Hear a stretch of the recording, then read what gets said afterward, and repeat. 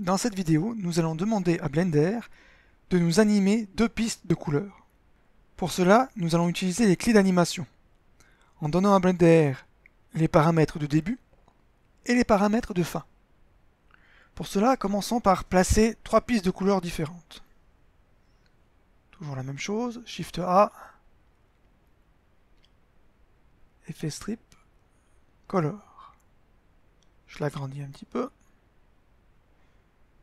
Je lui change la couleur. Je vais partir sur du bleu. Shift D, je la mets par-dessus. Je change la couleur. Je repars sur du rouge. Shift D. On la met par-dessus. Et on part sur du jaune. Maintenant, on va faire en sorte qu'il y ait une petite place entre la piste rouge et jaune pour mettre la piste de transformation. Mais pour commencer, nous allons déjà mettre une piste de transformation à la piste jaune.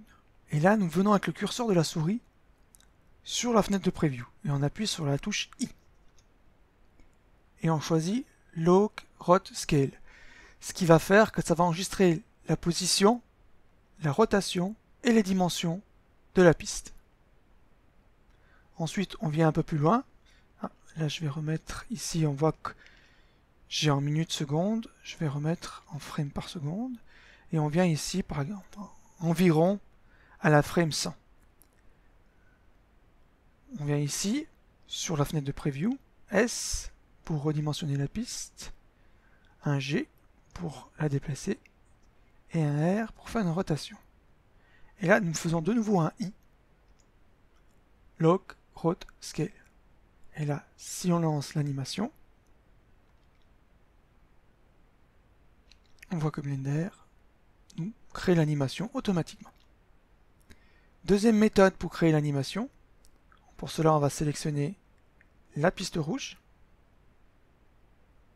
On fait T pour mettre une piste de transformation. On sélectionne la piste de transformation de la piste jaune et on fait H pour la cacher. Comme ça, on voit bien notre piste rouge. Cette fois, nous allons enregistrer les paramètres de la piste rouge, mais pas dans la fenêtre de preview, mais dans le menu ici à droite. Là, nous avons... il faut sélectionner la piste de transformation, bien entendu. Là, nous avons la position, X, Y, et les dimensions. Moi, je vais mettre Uniform Scale pour que les dimensions restent proportionnelles. Donc, je viens avec mon curseur de la souris sur le champ. J'appuie sur I. Pareil pour les Y, I. Et le Scale, I. Et la rotation, I. Maintenant, je viens de nouveau à la frame 100 à peu près. Et là, je modifie ma piste rouge. Donc, S, G, R. G de nouveau, je vais le déplacer un petit peu en bas. Et là, j'enregistre de nouveau ces paramètres. I, I, I, et encore I. Et si on lance l'animation, on voit que notre piste rouge bouge. Je resélectionne la piste de transformation du haut et je fais Alt H pour la faire réapparaître.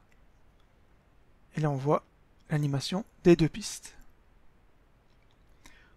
Pourquoi faire directement sur le preview pour une et puis faire dans l'onglet des options pour la deuxième?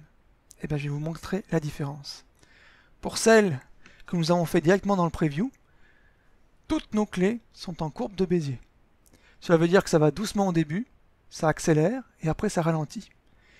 Si je sélectionne celle de la piste rouge, celle où on a modifié, on a mis plutôt les clés d'animation dans les champs directement, celles-ci sont linéaires. Ça veut dire que la vitesse restera la même tout le temps. Personnellement, je préfère quand une animation est linéaire. Mais rien n'est perdu. Si vous avez déjà fait votre animation ici et puis que toutes les courbes sont en courbe de Bézier, justement, vous pouvez tout sélectionner en appuyant sur A. Attention, en ayant bien le curseur de la souris ici. Appuyez sur la touche T et mettre linéaire. Et là, toutes vos courbes deviennent en linéaire. Voilà pour les clés d'animation. Si vous êtes arrivé jusque-là, vous pouvez vous féliciter, car c'est du très bon travail. Dans les prochaines vidéos, nous allons faire un petit montage vidéo, pour de vrai.